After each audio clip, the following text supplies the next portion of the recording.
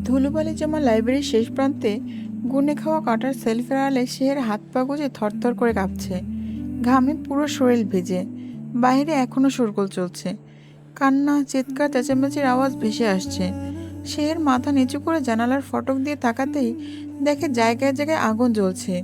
সবার হাতে দা ছুরি। সাথে সাথে শের ভয়ে মাথা নামিয়ে ফেলে। ফোন হাতে নিয়ে মাকে ফোন দিতে নিলে দেখে মায়ের নম্বর ব্যস্ত। সে দিশারা হয়ে কাঁদতে লাগে। এমন সময় লাইব্রেরিতে কয়েকজন ঢুকে পড়ে ভাঙচুর করতে লাগে। তাদের মধ্যে একজন বলে, মন্ত্রী দলের যারে সামনে পাবি কোপাবি, ছেলে মেয়ে চাকর বাকর গুনবি না। অন্য একজন বলে, শুনলাম ওই মাইয়াটা এদিকে আইছে, আরামের খাস ওই মাইয়া, খুঁজা বাইর কর। শেহের ভয়ে শব্দ করে কেঁদে ওঠে। শেহেরের কান্নার আওয়াজ হয়তো তাদের কান অবধি পৌঁছলো। বাইরে বের হওয়ার জন্য দরজার দিকে বাড়ন্ত পা পিছিয়ে নেয়। ঘাড় ঘুরিয়ে পিছনে ফিরে তাকায়। শেরকে খুঁজতে লাগলো। মুখে কাপড় চেপে ধরে শের কান্না আটকানোর প্রাণপণ চেষ্টা করছে। একদম সেলফের আড়ালে চলে যায়। যেই সেলফের পিছনে খোঁজার জন্য পা বাড়াবে, এমন সময় আরহাম তার দলবল নিয়ে লাইব্রেরিতে হাজির। আরহামের সাথে লোকজন লাইব্রেরিতে থাকা ছেলেগুলোকে এলোমেলোভাবে মারতে শুরু করে। আরহাম দিশাহারা হয়ে শেরকে খুঁজতে লাগে। ফোনের লোকেশন অনুযায়ী শের এই রুমে কোথায় আছে। লাইব্রেরির প্রত্যেকটা কোণা আরাম তন্ন তন্ন করে খুঁজে যাচ্ছে, কোথাও নেই। শেষে সেলফের দিকে আসতেই আরাম থমকে যায়। সেলফের আড়ালে শেরের ওড়না কোণা দেখা যাচ্ছে। আরাম দ্রুত সেখানে ছুটে যায়। দেখে শেহের বাচ্চাদের মতো হাঁটুতে মুখ গুজে কান্না করছে, শরীর থরথর করে কাঁপছে। আরাম ধরতেই শের ছিটকে ওঠে, তড়াক করে সরে দাঁড়ায়। আতঙ্কিত চোখে আরামের দিকে তাকিয়ে থাকে। পুরো গা কুরবানির রক্ত মাখা পোশাকের মতো রক্ত ভরে আছে। মুহূর্তে শেহরের চোখ মুখ আরামের জন্য ঘৃণায় তেতে ওঠে। আরাম শেহরের দিকে হাত বাড়ালেই শেহর দূরে সরে যায়। এই মুহূর্তে শেহর প্রচণ্ড ভয়ে আছে। আরাম কোনো প্রকার জোর না করে শান্ত স্বরে বলে, বাড়ি চলো। শেহর আরামের থেকে দূরত্ব বজায় রেখে ভীতু ভীতু পায়ে সামনের দিকে পা বাড়ায়। আশেপাশের ছেলেগুলো হাতে লাঠি। লাইব্রেরির মেঝেতে রক্তে মাখা। শেহর ভয়ে চিৎকার করতে গিয়েও থেমে যায়। আরাম শেহরের বাহুতে হাত রাখতেই শেহর ঘৃণিত দৃষ্টিতে আরামের দিকে তাকিয়ে বাহু থেকে হাত সরিয়ে দেয়। গাড়ি বাড়ির সামনে পৌঁছতেই শেহর গাড়ি থেকে নেমে দ্রুত পায়ে নিজের রুমের দিকে ছুটে যায়। ওয়াশরুমে শাওয়ারের নিচে পায়ের নিচে দাঁড়িয়ে চিৎকার করে কাঁদতে লাগে। আজকের ঘটনা শেহরের মনে গভীর প্রভাব ফেলেছে। এতদিনে বুঝে থাকা চোখজোড়া আজ খুলে গেছে। দিনে দিনে সে একটা ক্রিমিনালের প্রতি দুর্বল হয়ে পড়েছিল। খানিকের মোহ পড়ে সে কি করে আরামের বাস্তব রূপ ভুলে গেল। কি করে ভুলে গেল রেশাশেষি রক্ত ছড়ানো এসব তাদের নিত্যদিনের খেলা। ক্ষণিকের আবেগে নিজের বিবেক নষ্ট করছিল। ছোট্ট থেকে বড় বড়ই অবহেলা অনাদরে বড় হয়েছে। ভালোবাসা, ভালো লাগার অনুভূতি কেমন তা কোনোদিন বুঝে উঠতে পারেনি। যেদিন ভার্সিটিতে আরামের সাথে তার প্রথম ধাক্কা লাগে, সেদিনই মনে ভালো লাগার সৃষ্টি হয়েছিল। সহজ ভাষায় বলে, আরামের প্রতি প্রথম দেখা ক্রাশ খেয়েছিল। পরে অবশ্য লিয়ানার কথা আরামের থেকে দূরত্ব বজায় রেখেছিল। কিন্তু সেদিন আরামের সরি বলায় সেই কৌশল শেরের মনের মাঝে আরামের প্রতি খানিক দুর্বলতা সৃষ্টি করেছিল। আর তারপর বর্ষণের সেই রাতে যখন শেরের জ্বরে ছটফট করছিল, আরাম পুরো রাত তার পাশে বসেছিল, যত্ন করেছে। সেই খারাপ পরিস্থিতি তার পাশে ছিল, যা ভালোবাসা বঞ্চিত শেরের জীবনে অনেক বড় পাওনা ছিল। উত্তপ্ত মরুভূমিতে প্রচণ্ড গরমের তৃষ্ণার্ত পথিকের কাছে এক চিলতে পানি যেমন, ঠিক আরহামের শেরের কাছে আসাটাও তেমন ছিল। অভিশপ্ত ছায়া মানবের কারণে কেউ কোনোদিন ভালোবাসার সাহস করেনি, সবসময় নিজেকে গুটিয়ে রেখেছে। এখানে আসার পর আরামের ভালোবাসাপূর্ণ বাড়ন্ত হাত শেরের ভিতরে বদ্ধ আবেগের কাবু করে ফেলে। রাক্ষসকে রাজকুমার ভাবতে শুরু করে। চাকচিক্যর রূপে মোহ পড়ে। শেরের ছেলে মানুষই কনিষ্ঠ মন আরামের প্রতি অল্প সময়ের জন্য দুর্বল হয়ে পড়েছিল। সারা জীবন সবার কাছে অবহেলিত মেয়েটি সামান্য ভালোবাসা পাওয়ার লোভে আরামের পানে বরাবর ছুটে চলেছিল। কিন্তু এখন আর না, অনেক হয়েছে। সে নিজের মনকে নিজের উপর কাবু করতে দিবে না। আরাম নামের মানুষটা থেকে শতহাত দূরে থাকবে। এমন ক্রিমিনাল মাইন্ডের মানুষের চরিত্র নিশ্চয়ই তার বাইরের রূপের মতো নিকৃষ্ট আর জঘন্যতম। মুছে ফেলে মন থেকে জেগে ওঠা অপূর্ব আবেগ। মনের মাঝে গড়ে ওঠা নামহীন অনুভূতিগুলোকে মাটি চাপা দিয়ে দেবে। এমন বেনামি আগাছাগুলোকে বাঁচিয়ে কী লাভ? আর মুছে ফেললেই বা কী আসে যায়? খানিকের মোহে জড়ানো আবেগই তো, ভালোবাসা তো আর নয়। যাকে কেন্দ্র করে এত ঝঞ্ঝাট, তার ব্যক্তিত্ব নিশ্চয়ই ততটাই নিকৃষ্ট। সেদিনের পর থেকে শেহের আরামকে এড়িয়ে চলতে শুরু করে, চোখে ভাজার মতো ইগনোর করতে শুরু করে। আরাম বাড়ি থাকলে দিনের বেশিরভাগ সময় লিয়ার রুমে বা আনান আনাফের রুমে কাটাতে লাগে। কারণে অকারণে নিজের রুম থেকে বের হওয়া বন্ধ করে দেয়। যতক্ষণ রুমে থাকে ভেতর থেকে দরজা লক করে বসে থাকে। ভার্সিটিতে আরামের মুখোমুখি হলে দেখেও না দেখার ভঙ্গি করে পাশ কাটিয়ে যায়। এমন করে বেশ কয়েকদিন কেটে যায়। সে নিজের পড়াশোনা নিয়ে ভীষণ ব্যস্ত হয়ে পড়ে। অল্প সময়ের মাঝেই আরামের প্রতি জাগ্রত আবেগ মনের এক কোণায় ধুলোবালির মাঝে দেবে যায়। বিকেলের শেষ প্রহর, শেহের বাগানে উপন্যাসের বই খুলে বসেছিল। নীলচে আকাশের রক্তিম সূর্যটা ধীরে ধীরে পশ্চিম আকাশের বুকে হেলে পড়েছে। এমন ওয়েদারে হুমায়ুন স্যারের উপন্যাসের বই আর ধোয়া ওঠা তপ্ত চায়ের কম্বো মন্দ নয়। বড় বিলাসবহুল বাগানের মধ্যমণি বরাবর সোফায় বসে গভীর মন দিয়ে বই পড়ছে। ঘরের বারান্দা থেকে মেয়েকে একা একা বসে থাকতে দেখে দিশাও চায়ের আরেকটা মগ নিয়ে বাগানের দিকে পা বাড়ায়।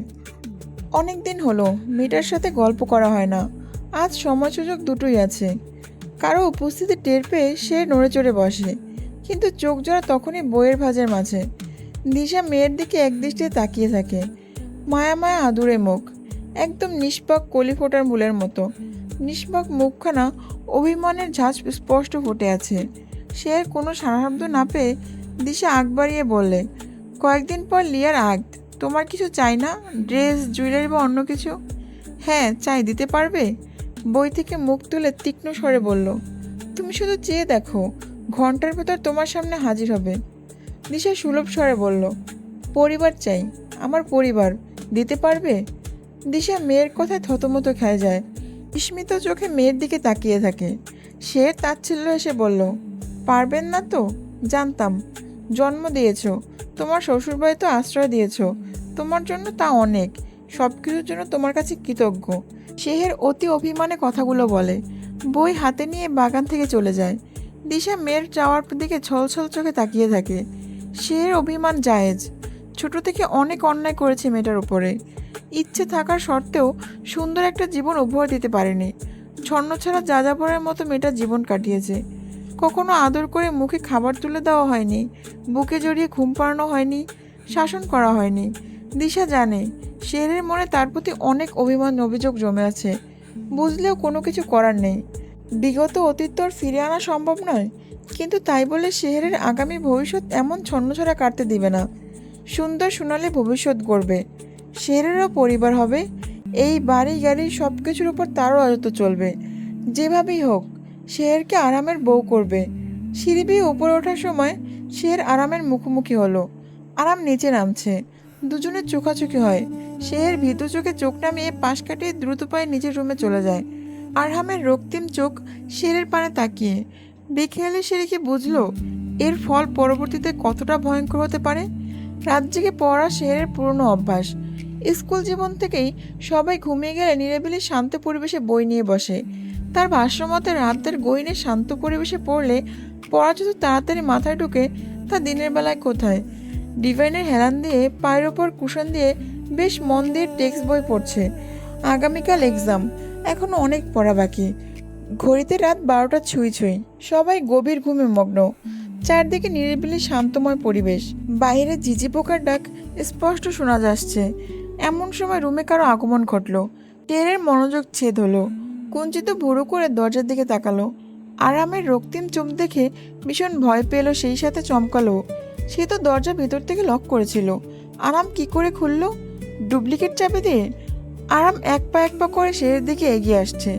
ভয়ে ধীরে ধীরে শের ডিভানের সাথে লেগে যাচ্ছে। আরাম শেরের সামনে এসে হাত টেনে তাকে নিজের সামনে দাঁড় করায়। শের থরথর করে কাঁপছে। হাত মচকে শেরকে নিজের বুকের সাথে মিশিয়ে অগ্নিদৃষ্টিতে তাকিয়ে থাকে। নত মাথায় ধীর গলায় শের জিজ্ঞাসা করে, এত রাতে আপনি এখানে কি করছেন? শেরের প্রশ্নের কোনো জবাব মিলল না। আরহাম রাগে বড় বড় শ্বাস ফেলছে। ভারী ভারী ফোঁস নিঃশ্বাসের শব্দ বেশি আসছে। শের নিজেকে আরামের থেকে ছাড়াবার চেষ্টা করলে আরাম শক্ত হাতে চেপে ধরে। ব্যথাতুর স্বরে শের আহ করে উঠল। শব্দটা হয়তো আরামের কান অব্দি পৌঁছায় না। আরাম শেরের গাল চেপে মুখ উঁচু করে রাগে ফসফস করতে করতে বলে, আমার বাড়ি, আমার রাজত্ব, আমাকে এড়িয়ে চলা হচ্ছে? ছাড়ুন, আমার লাগছে।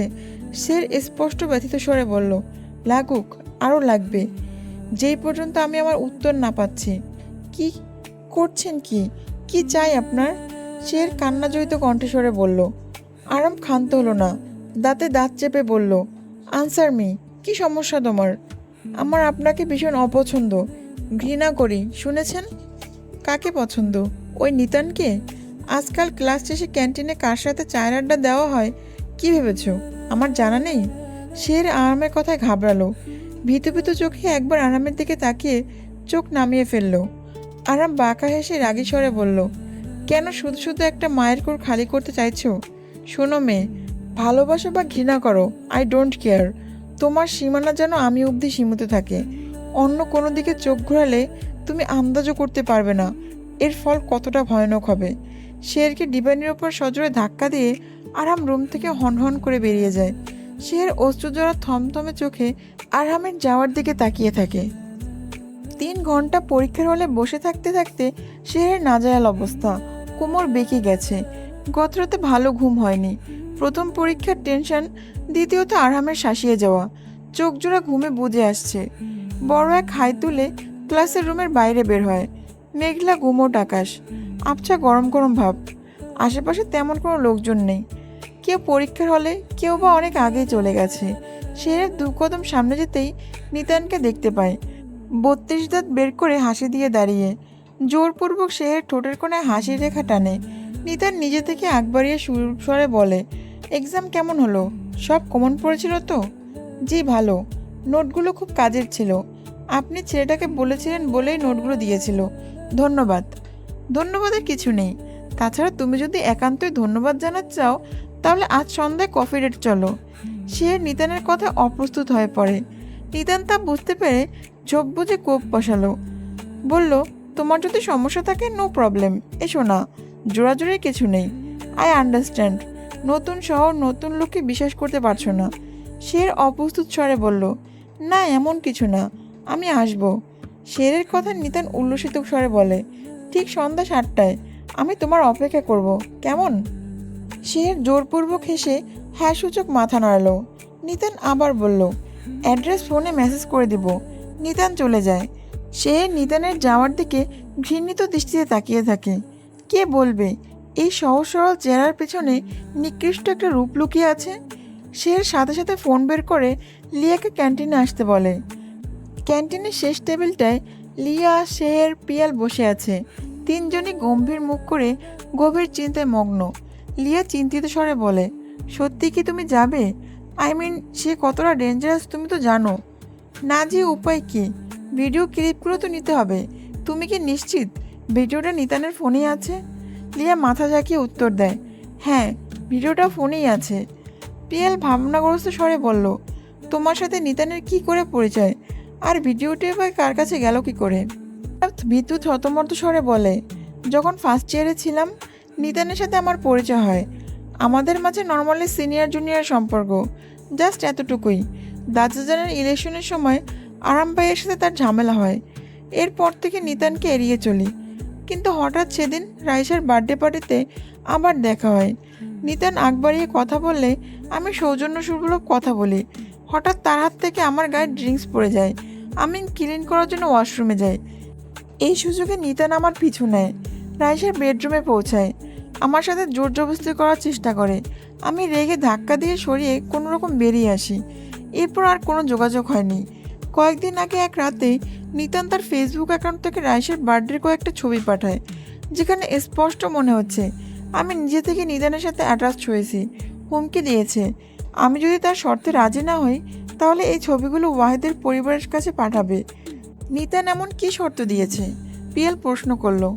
লিয়া চুপ স্বরে আমতা আমতা উত্তর দিল, ওই জানোয়ারটা এক রাতের জন্য শেরকে তার বেড পার্টনার হিসেবে চায়। পিয়াল রাগে গড় গড় করতে করতে বলে, কি জানোয়ার? ওকে তো মেরে কুচি কুচি করে ফেলা উচিত। শের ছোট নিঃশ্বাস ছেড়ে শান্ত স্বরে বলে, যা হওয়ার তা হয়ে গেছে। আমাদের এখন ঠান্ডা মাথায় প্ল্যান অনুযায়ী কাজ সারতে হবে। যদি বুঝে যায় তোমার কোনো ক্ষতি করে? বুঝবে না। আর ওর তো এত সাধ্যি নেই যে আমার ক্ষতি করবে। যদি করতে পারতো তাহলে এতদিন অপেক্ষা করতো না, অনেক আগেই করতো। লিয়াকে ব্ল্যাকমেল করে আমার অবধি পৌঁছাতে চাইতো না। লিয়া ভীতু গলায় বলল, এবার কি করবে? কি আর, প্ল্যান অনুযায়ী বাকি কাজ করব। নিতান জানে আমি ওর আসল রূপ সম্পর্কে এখনও জানি না। নিতানের কথা মতো লিয়া ওর সাথে আমার বন্ধুত্ব করিয়ে দিয়েছে, আর যা হচ্ছে সবটা নিতানের ইচ্ছে মতোই হচ্ছে। আমি আজ কফি ডেটে যাব, ঠিক সুযোগ বুঝে ওর ফোন চুরি করব। ফোনে যদি ভিডিও না থাকে? পিয়াল প্রশ্ন করলো। শের কিছুটা ভেবে উত্তর দিল, ওকে উল্টো ব্ল্যাকমেল করার মতো তথ্য ওর ফোনে তো অবশ্যই থাকবে, তাই না? লিয়ার কথা অনুযায়ী এর আগেও আরও অনেক মেয়ের ভিডিও করে তাদের ব্ল্যাকমেল করে বেড পর্যন্ত নিয়ে গেছে। ওইসব প্রমাণ হাতে পেলেও যথেষ্ট, ওর বিরুদ্ধে লিগ্যাল স্টেপ নেওয়া যাবে। তুমি একা এসব করবে? পিয়াল বলল। শের হ্যাঁ সূচক মাথা নাড়াতেই লিহা হুঙ্কার দিয়ে উঠল, মোটেও না। আমি তোমাকে একা জানোয়ারটার কাছে যেতে দেব না। আমার জন্য তোমাকে বিপদে পড়তে দিব না। তোমার সাথে আমিও যাব। সে লিয়ার হাতে হাত রেখে আশ্বস্ত স্বরে বলল, আমার উপর ভরসা রাখো, কিছুই হবে না। আর তাছাড়া তুমি গেলে বাড়িতে কে সামলাবে? তারপর 2 দিন পর তোমার আক্ত, সন্ধ্যায় বের হলে নানা প্রশ্ন উঠবে। এর চেয়ে বরং তুমি বাড়িতে সামলাও, আমি বেদিকটা দেখব, কেমন? লিয়া অনিচ্ছাকৃতভাবে মাথা নাড়ালো। মন কেমন যেন কু ডাকছে, মনে হচ্ছে বড় কিছু ঘটবে। নিতানের পাঠানো অ্যাড্রেস অনুযায়ী সে 5 তারকা হোটেলের সামনে দাঁড়িয়েছে। ভিতরে ঢুকতে কর্নার এক টেবিলে নিতানকে দেখতে পায়, হাত উঁচু করে শেরকে ডাকছে। শের মুখে জোরপূর্বক হাসি টেনে নিতানের দিকে এগিয়ে যায়। বাইরে অন্ধকার ঘনিয়ে এসেছে। নিতান শের মুখোমুখি বসে। নিতান মেনু দেখে কফি অর্ডার করছে, যার মূল্য 3000 টাকা। ওইটার কফি নিয়ে আসলে শের কুঞ্চিত ভুরু করে বিচক্ষণ চোখে কফির কাপের স্বর্ণের টুকরা খোঁজার চেষ্টা করে। এমন কি আছে এই কফিতে যার মূল্য 3000 টাকা? 5 তারকা হোটেল বলে কি আকাশচুম্বী দাম রাখবে? শের ভাবনার ছেদ পড়ে নিতানের গলার শব্দে। কি হলো, খাচ্ছ না যে? শের মুচকি এসে উত্তর দিল, এই তো নিচ্ছি। বাই দ্য ওয়ে, তোমাকে সাদা রঙে অপসরার মতো লাগছে।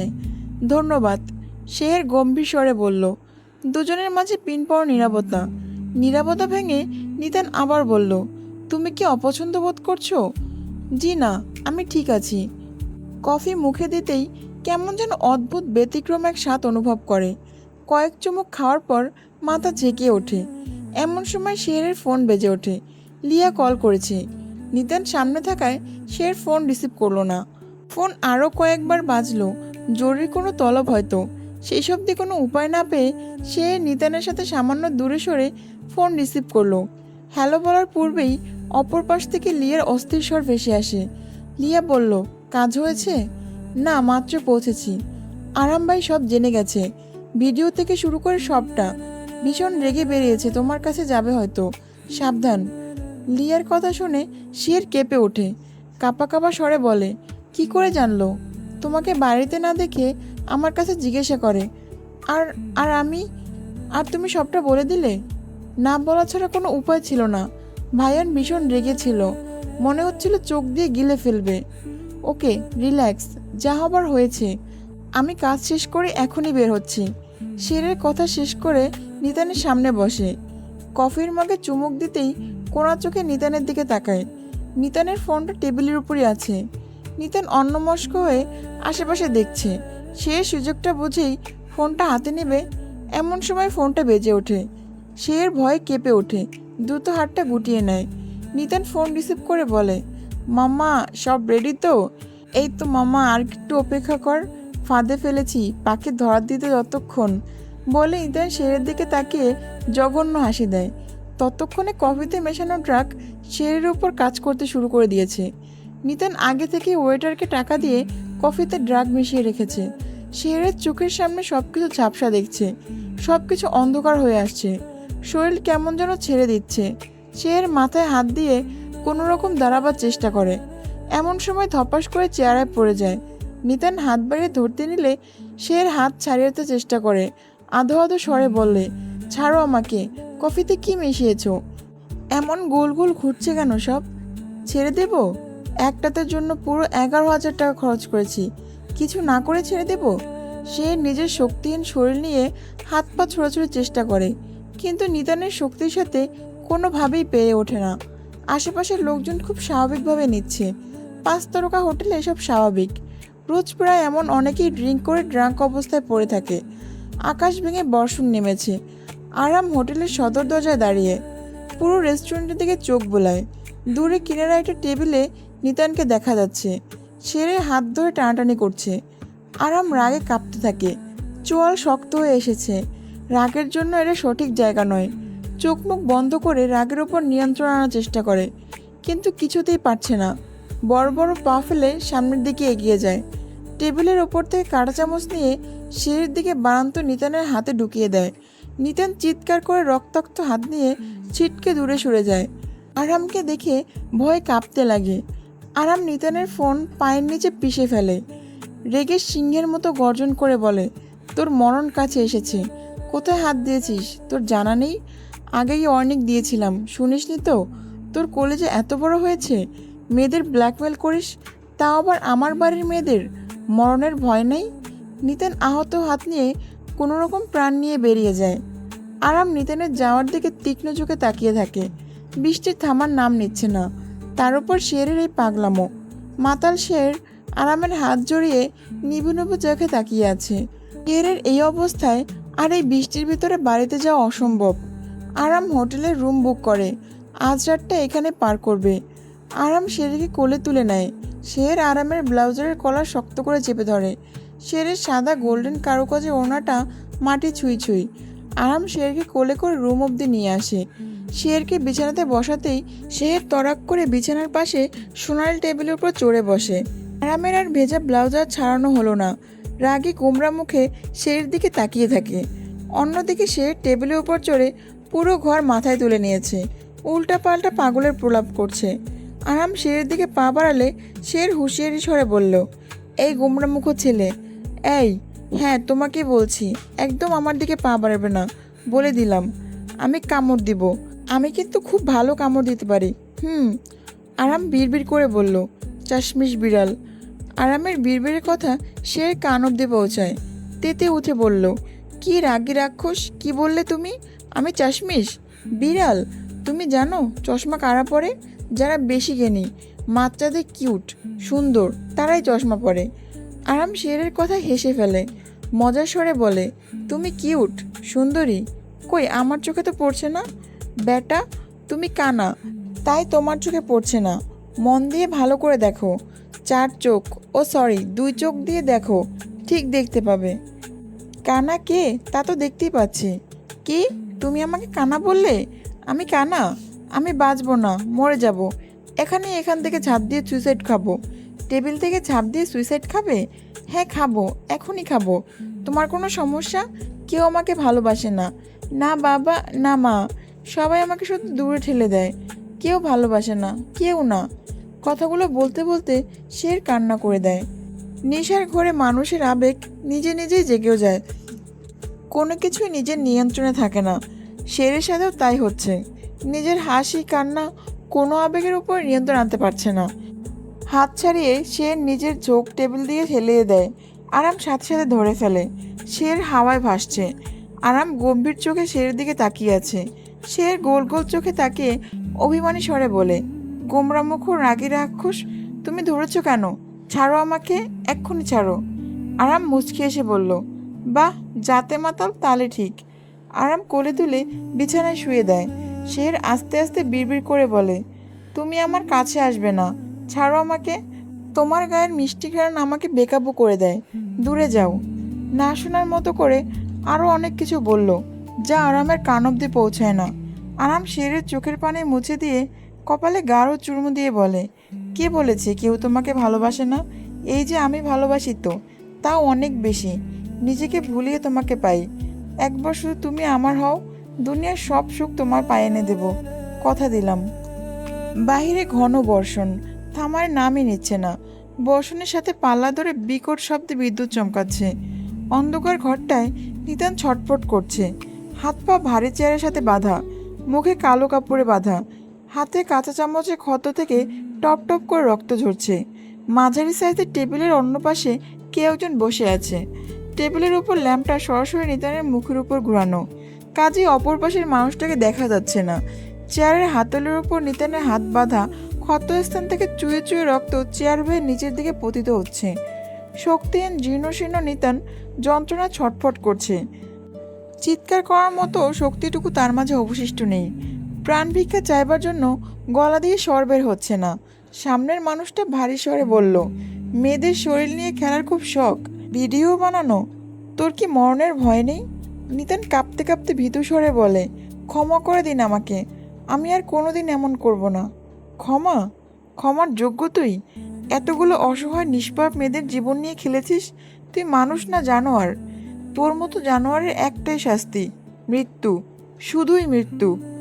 বলেই নিতানের হাতের পিঠে ধারালো ছুরি দিয়ে ফালাফালা করতে লাগলো। নিতান অসহ্য যন্ত্রণায় কাঁদতে থাকে। সামনের মানুষটা চিৎকার করে বলে, এই হাত দিয়ে আমার শেরকে ছোঁয়ার চেষ্টা করেছিস তাই না? এই হাতটাই থাকবে। সাথে সাথে হাত দুটি কবজি দিয়ে আলাদা করে ফেললে। নিতান অসহনীয় যন্ত্রণায় চিৎকার করতে লাগে। মানুষটা অন্ধকার থেকে বেরিয়ে আসে। নিতান মানুষটার মুখ দেখে কেঁপে ওঠে, আতঙ্ক স্বরে বলে, আরহাম। আরাম রাগ চেপে ঠোঁটের কোণে তীক্ষ্ণ হাসি ফুটিয়ে বলে, তোর জম। নিতান কেঁপে ওঠে। অগোছালো কেউ, রক্তিম চোখে হিংস্রতার ভার, অগোছালো কপালে ছুঁই ছুঁই চুল, ঠোঁটে নিষ্ঠুর হাসি। সামনের মানুষটা আরাম হয়েও যেন আরাম না, আরাম থেকে একদম ভিন্ন কেউ। আরাম দাঁতে দাঁত চেপে ভারী স্বরে বলে, আমার শেরকে বিছানায় নেওয়ার স্বপ্ন দেখেছিস? তোর জান এই না, তিলে তিলে মারবো। বলেই নিতানের বুকে ধারালো ছুঁড়ে আরেকটা প্রহার করলো। নিতান মৃত্যু যন্ত্রণা ছটফট করছে, তার শ্বাস নিতে কষ্ট হচ্ছে। বড় বড় চোখ করে থেমে থেমে শ্বাস নিচ্ছে। মৃত্যু থেকে আরো কয়েক কদম দূরে। আর একটু পর, তারপর চিরকালীন ঘুমে শুয়ে পড়বে। আরাম হয়তো নিদানের কষ্টটা বুঝলো। টেবিলের ওপর থেকে সাইলেন্ট পিস্তলটা নিয়ে নিদানের কপাল বরাবর শ্যুট করলো। সাথে সাথে নিদানের সব যন্ত্রণা ছটফটানি অবসান ঘটল। নিতান চিরনিদ্রায় চোখ বুঝে নিল। আরাম ঠোঁটের কোনো তৃপ্তিকর হাসি নিয়ে অন্ধকার ঘর থেকে বেরিয়ে যায়। বিদ্যুৎ চমকানোর বিকট শব্দে পুরো শহর কেঁপে ওঠে। ঘড়িতে গভীর রাত, চারদিকে বৃষ্টির ঝপঝপ শব্দ। অন্ধকারে কালো রেনকোট গায়ে কাদামাখা মাটিতে পা বড় করে ফেলে কেউ হোটেলের দিকে অগ্রসর হচ্ছে। হোটেলের সদর দরজায় লাইটের আলো গায়ে পড়তেই মুখখানা ভেসে ওঠে। আরহাম। আরহাম সদর দরজা পেরিয়ে শেহরের রুমের দিকে যাচ্ছে। দরজা খুলতেই বাইরের হলদে আলোর রেখায় লম্বালম্বিভাবে অন্ধকার রুমটার মেঝেতে পড়ে। শেহরকে গভীর ঘুমে দেখে। আরাম স্থির নিঃশ্বাস ফেলে, শব্দহীন পায়ে রুমের ভেতর প্রবেশ করে। আলো ছায়ার অপরূপ খেলায় পুরো ঘর মজে আছে। গা থেকে রেনকোট ছড়িয়ে শেরের পাশে আচ্ছোয়ায় শুয়ে পড়ে। নেশাপ্রবণ গভীর চোখে দেখতে লাগে। চোখ বন্ধ করে শেরের মেঘবরণ লতানো কেশে ডুব দেয়। বেশ কিছুক্ষণ পর মাথা তুলে মুখের দিকে ঝুঁকে গালে হাত ছুঁয়ে ভারী মাতাল স্বরে বলে, আরেকটা নর্দমার কীট দুনিয়া ছেড়েছে। কঠিন শাস্তি দিয়ে মৃত্যুর করে শুইয়ে দিয়েছি। তোমাকে ছোঁয়ার স্বপ্ন দেখেছে। মৃত্যু তো তার পাওয়ারে ছিল, তাই না? তুমি আমার, শুধুই আমার। তোমার দিকে বাড়ন্ত প্রত্যেকের পরিণতি এমনই ভয়ানক হবে। প্রত্যেকেই মরতে হবে। রাত যত গভীর গহীন আঁধারে কালো, দিন ততই সুন্দর হবে। রাতের অন্ধকার কাটিয়ে সূর্য তার চমৎকার রশ্মিগুলো চারদিকে ছড়িয়ে দিয়েছে। শের আড়মোড়া ভেঙে নিভু চোখে পাশে ফিরে তাকায়। ঝাপসা চোখে কারো প্রতিচ্ছবি দেখে তড়ক করে চিৎকার করে উঠে বসে। মৃদু স্বরে বলে, আপনি আমার রুমে, আমার বেডে কি করছেন? আরাম বিছানায় পুরোপুরি গা এলিয়ে চোখ বুঁধে শীতল স্বরে বলে, এটা তোমার রুম? রাতের নেশার রেশ এখনও কাটেনি? শের ভুরু কুচকে ছোট ছোট চোখ করে চারদিকে চোখ বুলায়। বড় দেয়াল জোরে জানালা, সোনালি রঙের দামি ফার্নিচার, বিছানায় মখমলের চাদর, সিলিংয়ে দামি ভারী ঝাড়বাতি লাগানো। সত্যি তো, এটা তো তার রুম না। দেখে মনে হচ্ছে 5 তারকা হোটেলের শৌখিন বিলাসবহুল কোনো রুম। রাতের কথা মনে করতে মাথায় চাপ পড়লে মাথা চিলিক দিয়ে ওঠে। বেশ কিছু সময় শের আস্তে আস্তে সব মনে পড়ে। রাতে তার করা পাগলামোগুলোর কথা মনে করে আরামের দিকে তাকে ছোট ছোট ঢোক গিলে। বেচারা কি নাজেহালটাই না করেছে। কাঁচা খেয়ে ফেলবে না তো আবার? সারা রাত দুজন এক বিছানায় ছিল। ভাবতেই রাগে শেরের গা চলতে থাকে। আরামকে কিছু বলতে যাবে, এর পূর্বে আরামের ভারী স্বর আসে। চোখ বুঝি বলে, টেবিলের উপর লেমন জুস রাখা আছে, খেয়ে নাও, মাথা ব্যথা কেটে যাবে। দ্বিতীয় কোনো কথা না বলে শের জুসটা মুখে দেয়। গ্লাসের কোণা থেকে আর চোখে আরামের দিকে তাকিয়ে থাকে। চেহারা দেখে মনে হচ্ছে ভীষণ রকম ক্লান্ত। সারা রাতকে জেগেছিল হয়তো।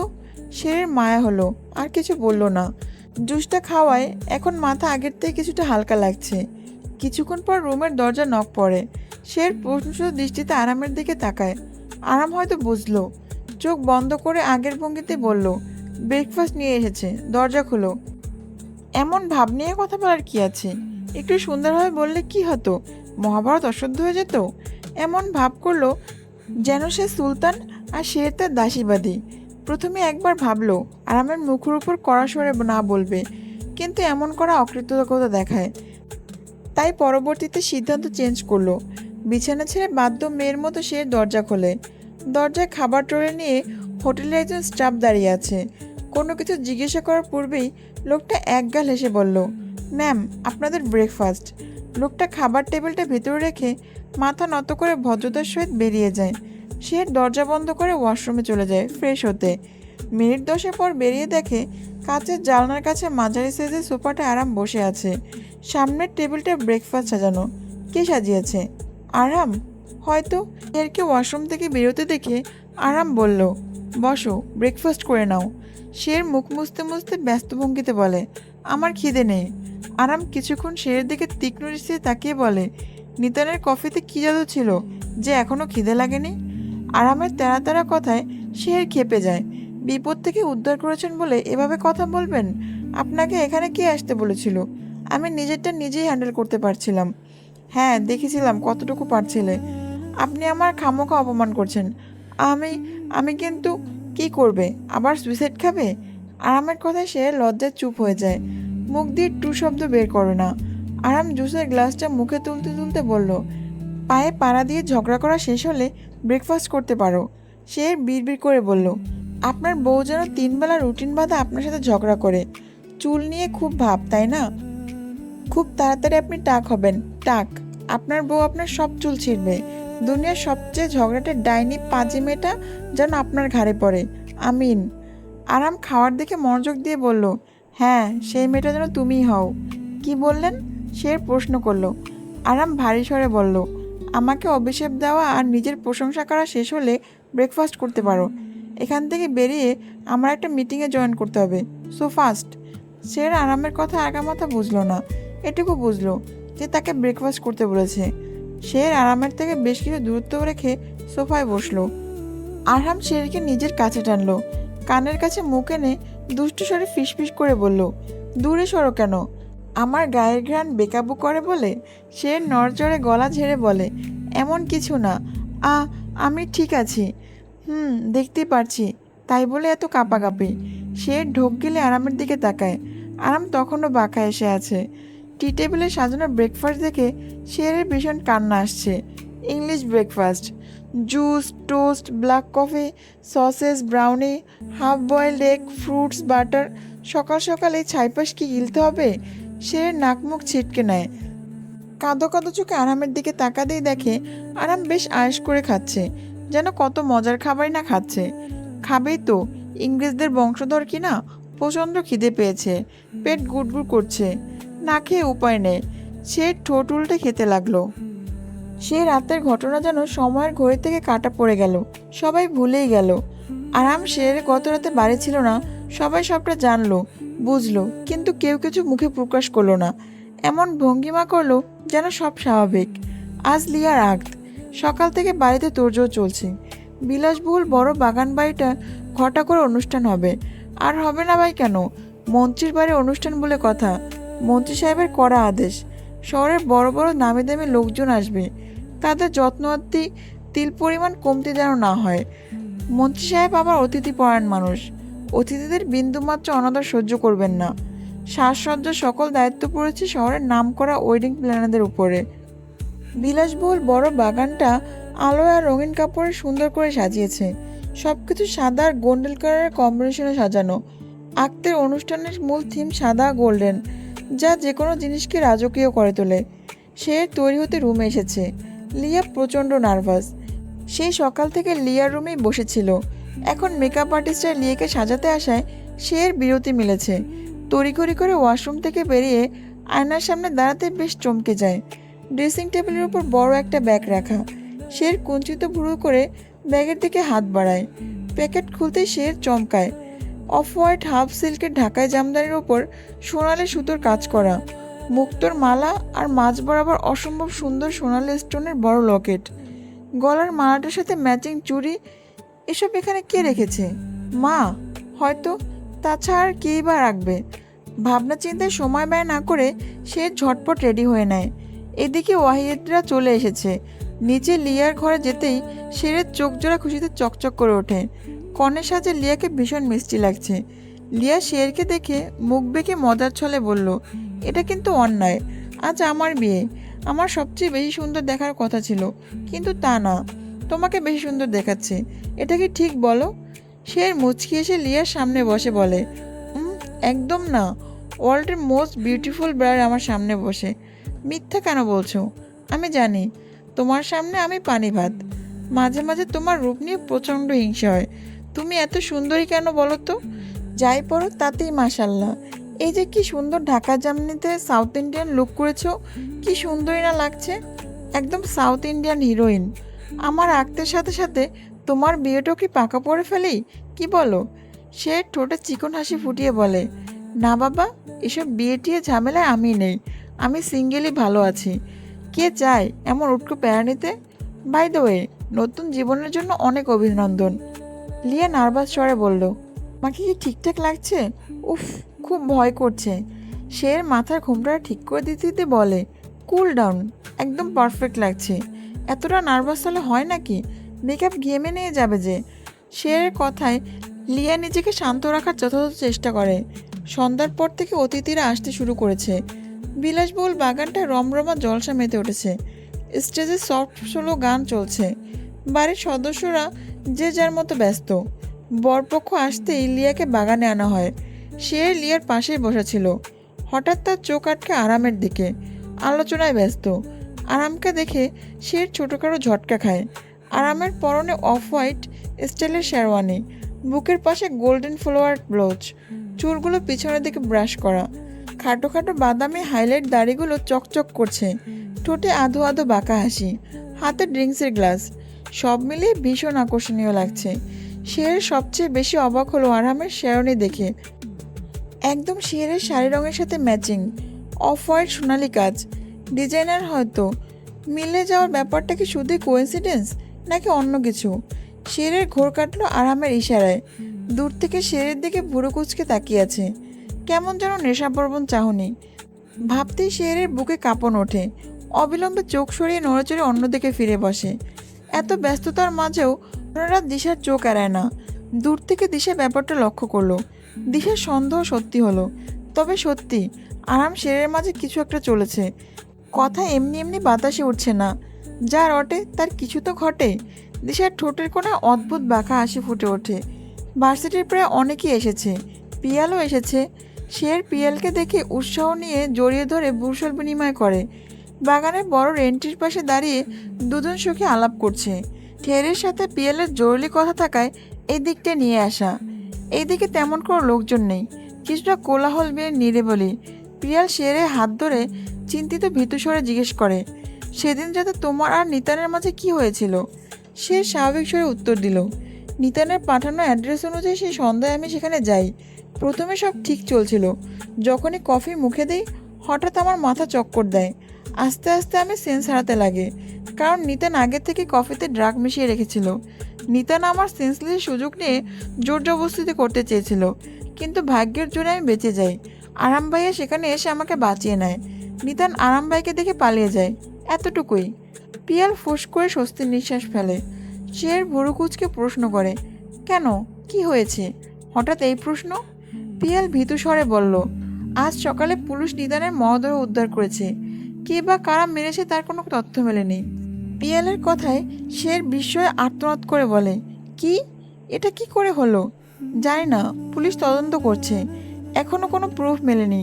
খুনি খুব চালাকের সাথে বুদ্ধি কৌশল খাটিয়ে মার্ডার করেছে। তাই শেরের বুক কেঁপে ওঠে।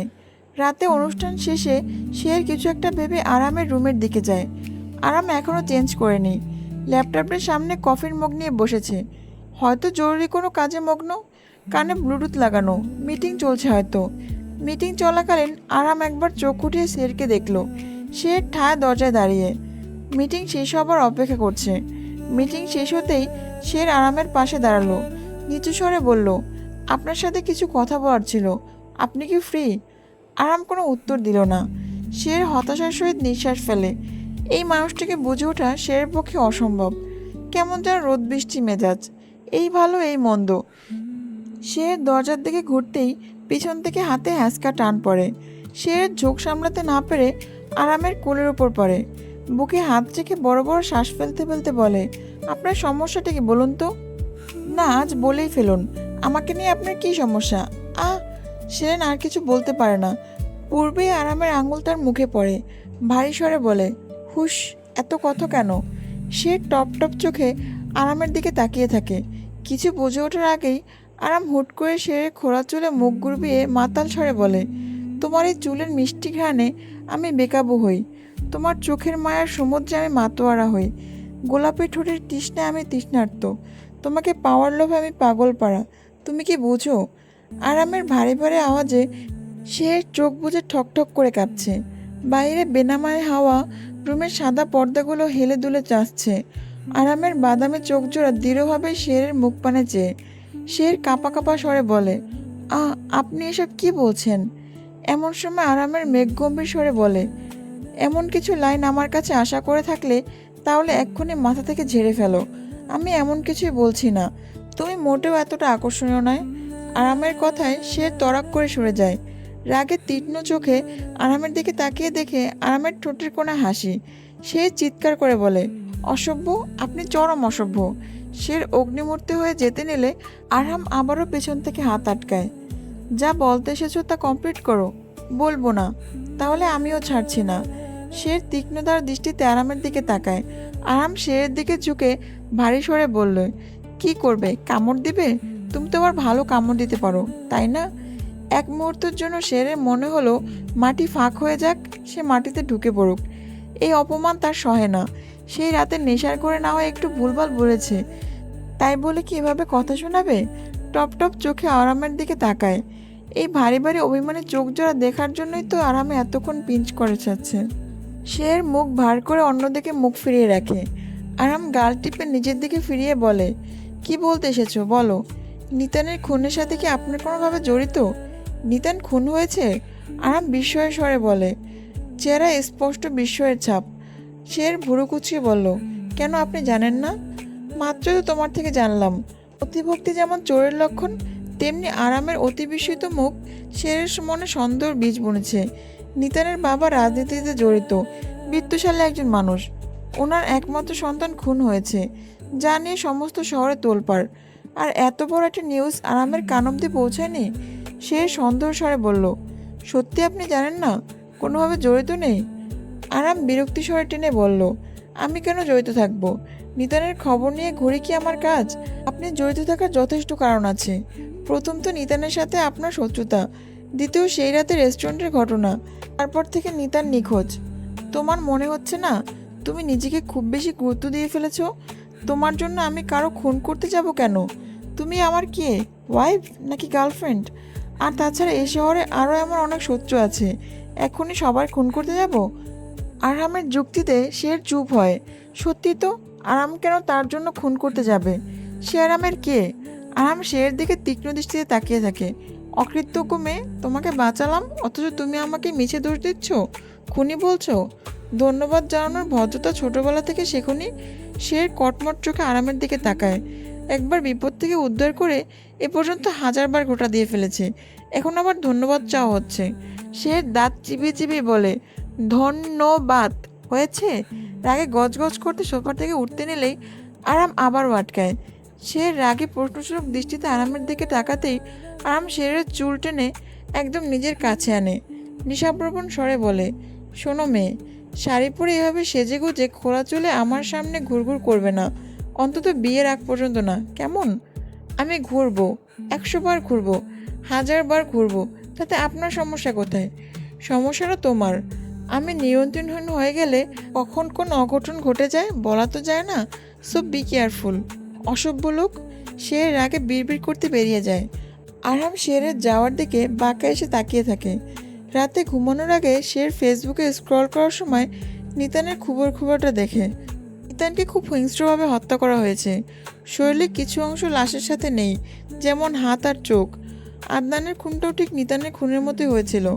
আদনানের লাশের সাথেও হাত আর চোখ ছিল না। ভয়ে শেরের হাত থেকে ফোনটা নিচে পড়ে যায়। তবে কি নিতানের খুনটাও সেই ছায়ামানবই করেছে?